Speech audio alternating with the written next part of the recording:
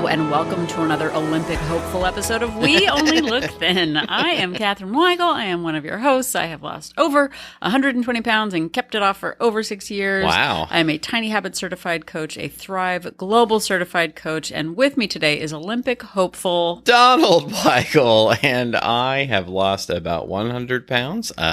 I have been married to Katherine Weigel for 26 years. I actually had to think about it. Can't you do it in Olympics? How many Olympics have we been married? How many Olympics? Boy, I don't know if I can do that math. It's 7.5 Olympics? Okay. Yeah, I believe. Is that a measurement? Is an Olympic a measurement? Yeah. It's fine. You don't have to remember how much you've been married to me. No, 6.5 Olympics. Sorry. Okay. Yeah, wow.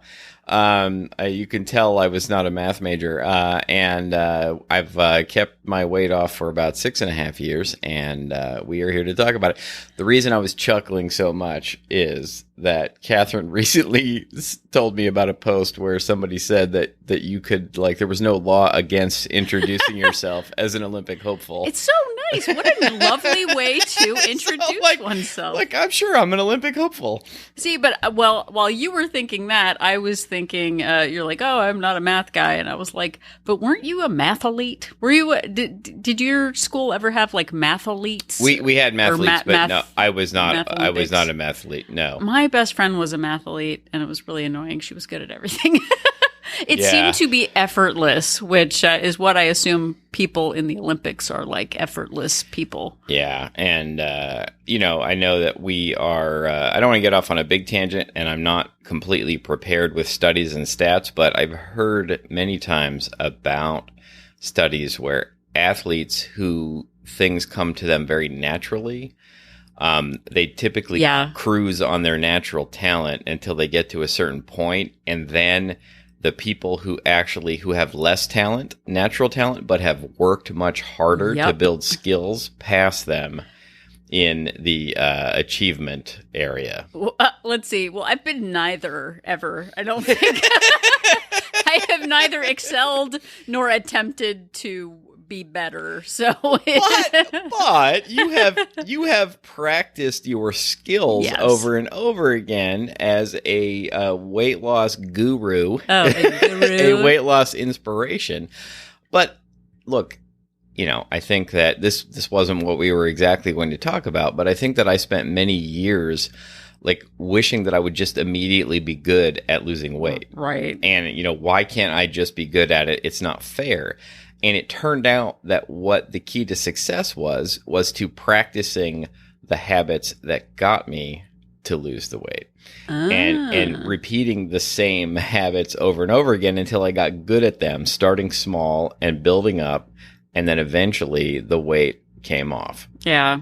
So and I'm actually thinking this, I'm not trying to be funny, like part of being an Olympian and definitely part of being a mathlete is using the thing between your ears. Yes. Your brain. Yes. But like brain Olympics, are there brain Olympics? I guess they're quiz shows. Jeopardy is a brain Olympic. I don't know. There's probably brain Olympics of some kind. Yeah, we can Google it if you want to Google it. But we are actually kind of presenting brain Olympics mindset things to you today. Yeah. So we are, the Olympics are happening. And they only come around every 4 years. And just like Santa Claus. And, you might watch the Olympics and you might think like, oh, it must be nice, like to have such natural talent, as we were just discussing. Or, to have no distractions in your life other than being an Olympic athlete so that you could achieve such levels.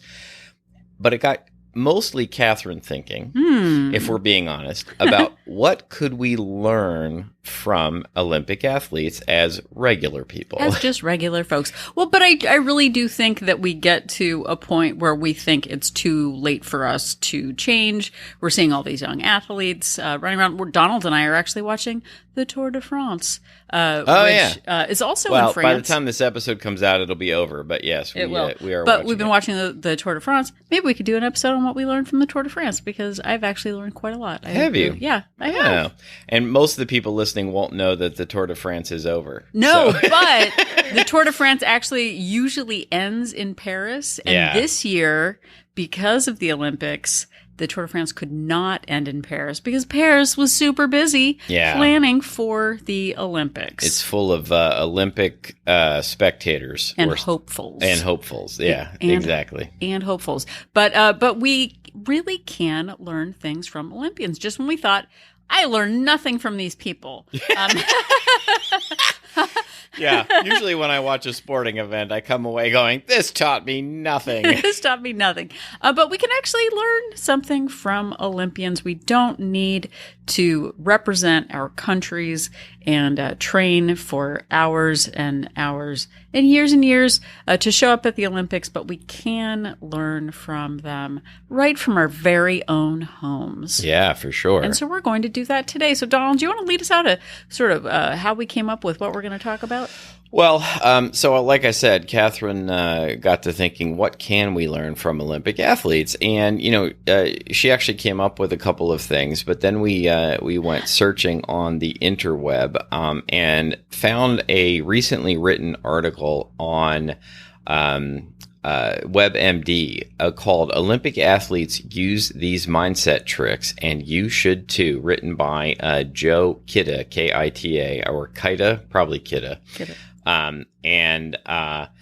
So Joe, as I call him because we're pals, spoke to several experts, including 2 senior sports psychologists at the U.S. Olympic and Paralympic Committee, who have worked with hundreds of athletes across dozens of sports in a combined 22 Olympic Games. Wow. So the amount of experience we have in this room adds up. With us. Yeah, the amount of weight loss experience that Catherine and I have add up to 22 Olympic Games. Wow. We just did that from our very own homes. Yeah, we sure did.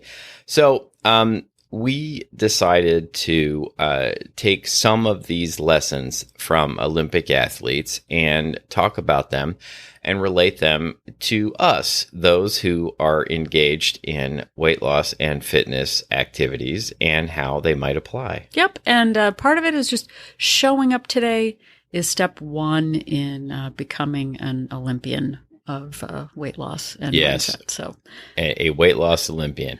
Okay, so the first one is to focus on the job, not the outcome. Well, and you know what's annoying about that? We talk about that all the time. It turns out we're no different than Olympians. Yeah. They're focusing on the job, not the outcome. We talk about that. I mean, these Olympic committee psychologists went to, I don't know how many years of school to get PhDs, and we figured that out. Without doing so any getting of a that. PhD is we're just so boy don't they feel foolish for wasting all that time in school. So please go to school. It's good. Yeah, no, learn stuff. Be better than me. Not actually the message I was trying to put across. So. One of the people that Mr. Joe talked to was a sports psychologist named Sean McCann, PhD, who has supported has supported 16 Olympic Games. I have to assume that's summer and winter and possibly Paralympic because Donald is a questioner. I don't care how many he's done. Yeah. Otherwise, he's 104 years old probably. So he says, here's the irony. Athletes who say that their goal is to win an Olympic medal usually won't achieve that. If they're preoccupied with the objective, they're probably not focused as they should be on their training. So, in other words, and we have said this on this podcast before, people who just say, I want to lose 25 pounds, right, or I want to lose 50 pounds. If they just say that and then they don't focus on their training, so to speak, they don't focus on the habits that will get them there, then they don't get them there. And that was me for most of my adult life into my 40s. McCann says the medal is an outcome. The gold medal, the bronze medal, the silver medal is an outcome. It's not going to happen if you don't do your job. Ooh. The job is physical training, nutrition, recovery, and mindset. And he goes on to say further, and this very much sounds like things that we say and that Mr. BJ Fogg says and that Mr. Atomic Habit says, whose name I'm blanking on right now, James Clear. The trick is to break it down into behavioral steps, because you can never really control the outcome. There are too many variables, but what you can control are the pieces that make the desired outcome more likely to happen. Well, and what is more annoying than that? Because we say that all the time. No, but like we think like, oh, well, you know, Michael Phelps really must want it. Simone Biles must really want it. Like that's what they're wanting. They just want it more than I do. They want it more. Like every single person wants it more than somebody else. But just like, oh, show up and do the work over and over and over again. And it is what Olympians do. And guess what? It is what we do. And it is something that we think you can do as well. So Olympians are no different than you and I, except they're in Paris right now. Yeah. So if we went to Paris, we would basically be Olympians. Wow. I'm feeling inspired and encouraged right now at this very moment. So just to tie a bow on that, the final thing that he says is do the job. When you do, the outcome will take care of itself.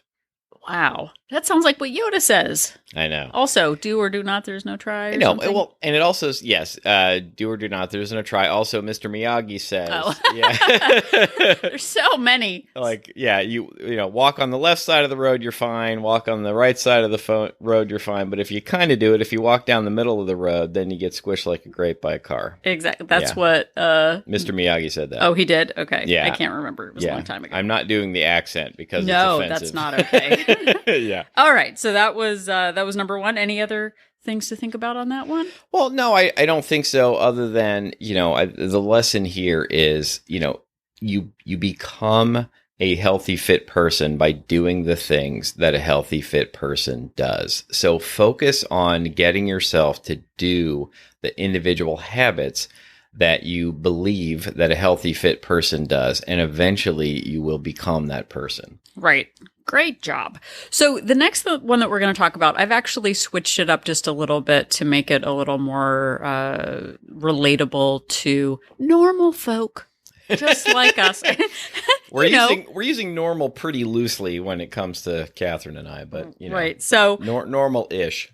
The next one that they have is strive for excellence, not perfection. And I sort of struggled with this a little bit because we're just like, we have jobs, we got stuff to do, there's laundry and whatever. And sometimes excellence maybe can even feel difficult. Yeah, that seems like too high of a bar a lot of the time. Right. So in the article, it says, I run into perfectionism a lot with Olympians, but rarely do they ever achieve it. If you look at diving or gymnastics, it's rare that anybody ever gets a perfect score. Perfectionists are more likely to suffer low self-worth, anxiety, and depression. So rather than striving to be perfect, which is unrealistic and stressful, Kogan encourages her athletes to be excellent. It's a subtle shift in mindset that can ease the pressure and make a big performance difference. And trying to pull this back into being relatable to us and, you know, normal people, relative, whatever, is I actually switched it up to be strive for integrity and courage. Oh, I'm better than whoever that article writer is. But like, okay, so I did a little bit of looking around. Like, courage is the quality of mind or spirit that enables us to persevere and withstand danger, fear, or difficulty. And doing that, like, actually, like, I know I'm not going to be perfect. Like if someone called me today and was like, Catherine, you are literally the best rebounder. Like we just realized if you could show up, like the Paris rebounding part is coming. Yeah. Like show up. If I was just too scared to go, like there's no possible way I'm the best at this. Like having the courage to show up and maybe be imperfect and just show up like, okay, I'm going to do my very best is better than trying to be perfect. If everybody in the Olympics was just like, well, if I am not literally the best in my field, nobody would show up. Like nothing's going to happen. Nobody's going to show up to the Olympics if suddenly there's this perfect, score that everyone's got to get. Well, and I have many questions, however, like who is monitoring your rebounding skills that they know that you're the best? But that's what we hope, right? We hope we're going to be discovered. Like, oh, well, I'm either going to be a famous rebounder or I'm trying to think of anything else that I do. I saw a joke on The Onion several years ago that said something like a blog author says they would happily sell their work to website or something like that. Like meaning like it's like everybody who writes a blog like hopes that somebody is going to like start just paying them for the thing that they're doing for free. I recently I saw some friends in London. I did. I'm going to say it.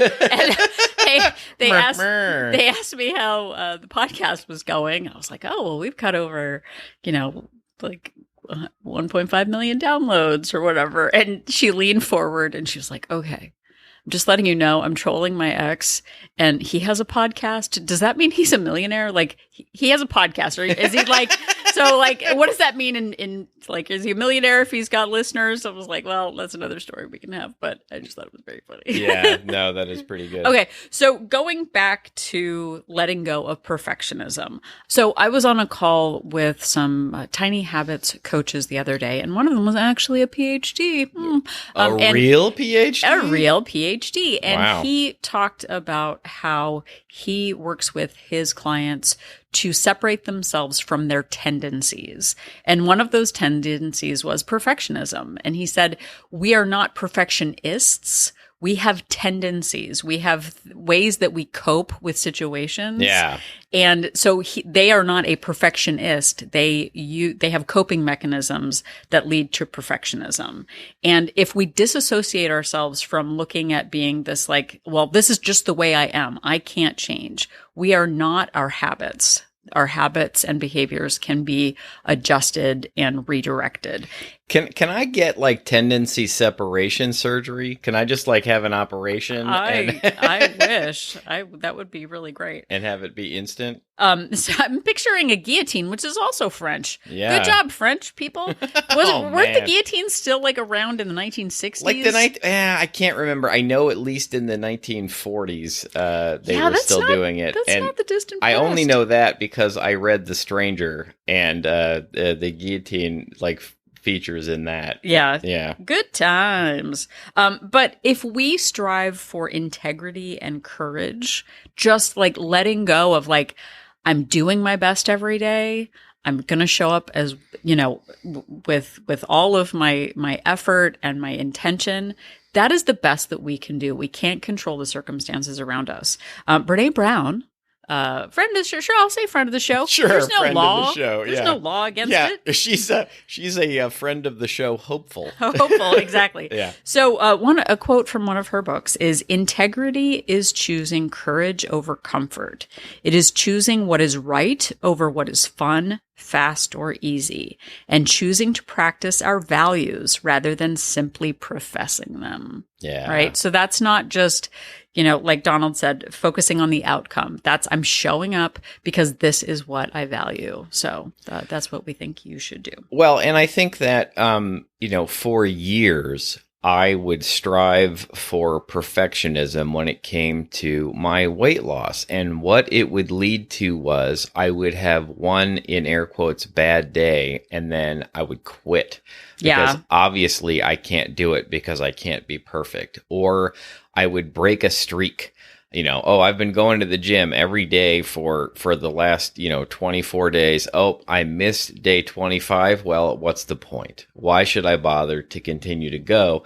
It might sound silly in hindsight, but breaking streaks and having bad days caused me to quit over and over again because I had ruined, in air quotes, my perfection. And rather than worrying about being perfect, I realized if I could just be consistent over time, then the results would come. It's what I do most of the time that matters, not what I do on my, in air quotes, bad days or on my days off, so to speak. Exactly. No, those are great points. Okay, so the next one that the article talks about is to build cognitive flexibility. Wow, that sounds like a fun term. I know. It certainly is. And you might think that you can go to some sort of yoga class to get more cognitive flexibility, but Catherine is shaking her head at me. Boy. But that's not what it is. It's not that kind of flexibility. So what it is the ability to adjust your behavior to a changing environment, and it's key for managing stress and adversity. And so the author of the article talked to a sports psychologist named Karen Kogan, PhD, who also has supported multiple Olympic Games. And she says in order to build this skill, she works with athletes and she goes over in their mind. She has them imagine worst case scenarios, like things like their event is starting soon and they show up to the venue and realize that they have forgotten their credentials.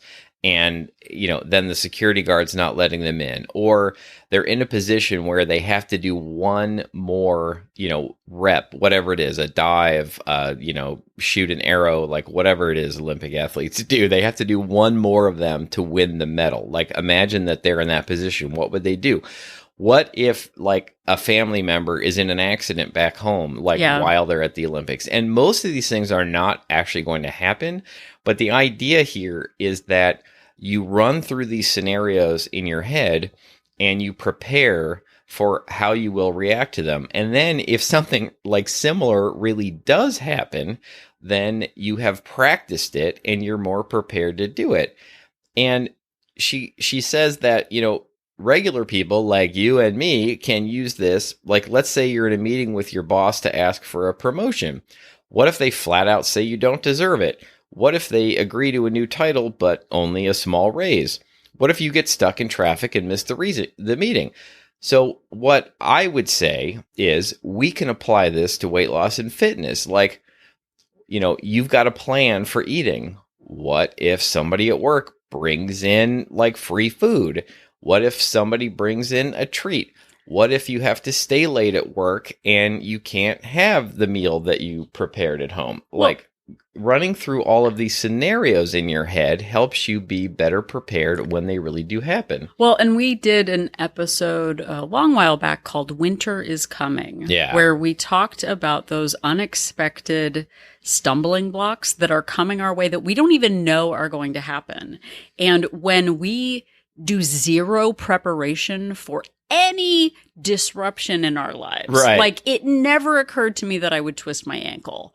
I guess it's all over. And I would do that. Like in the day, I'm on this weight loss plan. I'm doing great. I twisted my ankle. See, this is proof that I just can't get it done. Oh no, I got sick because I have an 8-year-old who touches slime all day and then comes home from school. Like, what a surprise. And that is actually what I used to do. I used to be shocked and disappointed every time a stumbling block got in my way. But when we live in a position of like, hey, guess what, Buttercup? Something's going to happen. No, but I'm serious. Hey, we don't know what is to come, but we kind of know the sorts of things that might happen. It's like preparing for an earthquake. There isn't an earthquake right now, but we have an emergency kit. We've got an evacuation plan. We've got what is it called? Insurance for earthquake. Rock around insurance. Exactly. And this isn't negative thinking. This isn't catastrophizing. This is just this is what humans do. They prepare for eventualities that might occur. Yeah. And look, just as Catherine was saying, until recently, I used to work on movies and TV shows. And one of the sort of hallmarks of working in that business is that the hours are so terrible that the producers throw food at the crew to keep them happy. And so they would bring in treats all the time. Whether it was the craft service person or they would bring in an actual food truck, it happened on a constant basis. And it would just be okay, I'm on a diet in air quotes, and then there's a food treat that comes in. Well, what am I supposed to do? And I would like indulge in the food treat and then just quit, like, and just do nothing. And it was this pattern over and over again. And eventually I had to develop a strategy because it wasn't a surprise that these treats were going to show up. So I had to come up with a plan and a strategy. And typically that plan and strategy was bring my own food to work and just ignore the treat trucks. Which again wouldn't work for everybody, but that was the strategy that I adopted. And so I had to do that in order to just not keep quitting over and over again. Right. And on a bigger scale, which is also it was a movie also, so it kind of ties in, is let's think about that little good ship lollipop boat, the Titanic. They said, yeah. What I have heard is that it was unsinkable. And we're not even going to plan for any problems because there's no problems that are ever going to happen. Like and I think that comes from a place of like pride and hubris. And like, we think we are perfect and we're just going to pretend like there's nothing bad that's ever going to happen. And we all saw the movie. Yeah. Right? We saw the movie. Didn't go too well. I feel like when you label a boat unsinkable, you're just asking oh for my it. Gosh. Also, by the way. No, I believe in the power of the jinx. And there was an episode of the Happiness Lab podcast, which Donald, unfortunately, now has been given the task of putting it in the show notes. Yeah. There was an episode of the podcast that talked about planning to fail. And I know we talk a lot about envisioning the perfect future, putting a big picture in front of you of like how things are going to go well. But Olympian Michael Phelps, the man who can eat 10,000 must be nice calories a day. Oh boy, that sounds so good. part of his training regimen was to plan for failure. And that might sound counterintuitive, but he's an Olympian. He should strive for perfection. Yeah. No, he shows up whether things go right or wrong. And one of the things that he practiced was what happens if your goggles fall off while you're swimming, right? You've got like what is it called? Chlorine in your eyeballs, whatever, water, you can't see. And part of the training was, what do you do if the goggles fall off? And what the practice was, he knew exactly how many strokes it took to get across the pool. So even if his goggles fell off, he knew exactly what it needed to do. He would be, totally in sync. He wouldn't just go like, oh my gosh, my goggles fell off. This isn't fair. Let's do a do-over. I know. He doesn't just like stop in the pool and decide he doesn't want to, finish the race to win the medal. Right. It's not fair. So he practiced that. And guess what? You say, guess what? Guess what? Guess what? Guess what, everybody? That actually happened in one of his races. And it was almost like he said it was almost like a good luck moment. Like, oh, I prepared for this. Like, it's happening right now, and I know how many strokes I need to get across the pool. And he ended up, I'm paraphrasing, but he basically didn't lose any time because he knew what he needed to do. He knew how to get it done, and it wasn't a shock. And when we go into situations preparing for those like indulgent treats that come our way, or, oh, I twisted my ankle and now I can do yoga instead and I can redirect my efforts in a different way. When we have those good luck backup plans, we are helping ourselves stay in the arena. We're not just jumping out of the pool and like pouting because it didn't go our way and it's not fair and I'm going to sue whatever eyeball cover company. What are they called? Goggles? I'm not going to sue the goggle company because they had a faulty product. It's preparing for those moments that really define people who show up as opposed to people who just throw up their hands and say like, well, sacre bleu, I can't do it. And I'm just going to leave the Olympics now. They all say sacre bleu no matter where they're from because the Olympics are in Paris. And then Karen Kogan says, Karen Kogan, PhD, from the article, and she's Karen with a K, by the way, but we like her anyway. She says, if you think through ahead of time what could go wrong and you have strategies for dealing with them, then if one of those things happen, you'll be able to pull from your practice. And the reverse also works. practicing your best self, your best performance ahead of time can also help you behave that way. Right. So we succeed by showing up. We succeed, as Donald said, by focusing on the habits and the behaviors, not the outcomes. I feel like I'm like, remember? Exactly. Which is pretty annoying. But we also, when we strive to show up courageously, imperfectly, and with integrity based on what our values are, like there is no shame in showing up as your best self, not some perfect Olympic standard or, like the absolute best Olympian of all time. Showing up with integrity is that is absolutely perfect. That is perfection in itself. Absolutely. And then engaging that cognitive flexibility, showing up with backup plans, showing up planning for things not to go perfectly, and also showing up with envisioning doing well. Like, what is a better Olympian than that? There were a bunch of pouters, if every single person who didn't win the gold showed up pouting because they didn't get it, you wouldn't watch it. You show up because people are courageous. You show up because people get knocked down and then they get back up again. That's what makes Olympians Olympians. And if we get back up too, then that is really what matters. I'm going to read one more Brene Brown quote to take us home. I'm taking us home. I can't wait. Are you ready? Get your passport ready. Are you taking us home to Brene Brown's house? Because she's a hopeful friend of the show or something? Okay. So speaking of being in the arena, being on the Olympic stage, if you are not in the arena getting your booty kicked on occasion, I am not interested or open to your feedback. There are a million cheap seats in the world today filled with people who will never be brave enough with their own lives, but will spend every ounce of energy they have hurling advice and judgment at those of us trying to dare greatly. Their only contribution is criticism, cynicism, and fear-mongering.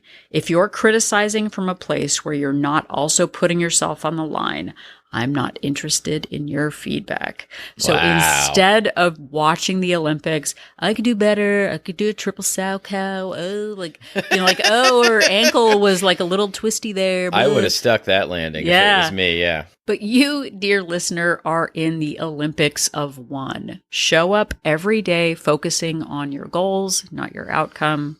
Show up knowing that your courage and integrity matters. And then again, show up knowing that having backup plans will lead to greater success. And we know if Olympians can do it and Donald and I can do it, we believe that you can too. Yeah, nobody's more regular people than Catherine and I. And I love how you one up everyone. Nobody's more regular. I defy you to show up being more regular than me and you. That's right. Well, thank you so much for having the integrity and courage to listen to this episode. If you have the integrity and courage to listen to more episodes of this show, the most recent 300 are available on all of the major podcast platforms. And also wherever you found this one. And also you can go back and listen from episode number 1 if you would like to on YouTube or on our website at weonlylookthin.com. Yep, and if you are at weonlylookthin.com, click on that link for Join Our Support Group to find out more about Wolt Place. We Only Look Thin Place is our Facebook-based accountability group for women. We are not a weight loss plan. We are a place for accountability and support and fellowship. Lots of mindset work. We do weekly Zoom meetings. I've actually got a weekly Zoom meeting in an hour and a half. Oh, yeah. America right now, so I'm going to go get ready for it. But we have Zoom meetings. We've got check-ins. We've got multiple subgroups that you can connect with. So check us out. We've got 2 subscription options, a monthly subscription with a 3-day complimentary trial and a 3-month subscription with a 7-day complimentary trial to see if Wolt Place is right for you. So please check it out. And you can also interact with us on social media. We are at We Only Look Thin on Instagram and Facebook.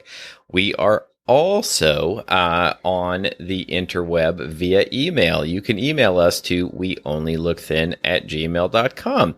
If you'd like to send us some episode suggestions or ask questions, We have turned those types of emails into many episodes of this show. You could also reach out just to say hello and tell us what you like about the show. We enjoy getting those kinds of emails. Once again, that is to weonlylookthin@gmail.com. Yep. And if you have a couple of extra minutes, please head over to Apple Podcast and leave us a rating and a review. Not only does it let us know that what we're doing after all of these years is making a difference in your life, but it also helps others find our podcast when they're looking for cool beans mindset, weight loss, healthy fitness, maybe bad jokes sometimes, maybe good jokes sometimes, podcasts like ours. That is so well said. I'm going to change the category on Apple Podcasts that we're under to exactly what you just said. But seriously, giving us 5-star reviews really does help the show out, and we would appreciate it. Another thing we would appreciate if you would just tell somebody about the show. Word of mouth really helps the show grow. When they hear that you're getting something out of it, other people are more likely to check us out. So if you're talking to somebody, if you are on the interweb, in a Reddit group, a Facebook group, a Discord server, something like that, giving us a shout out really does help the show grow. Indeed. So if you've spent the last half of the podcast trying to come up with ways that you can sue a goggle company, please instead try and remember that Catherine and I are an inspiration.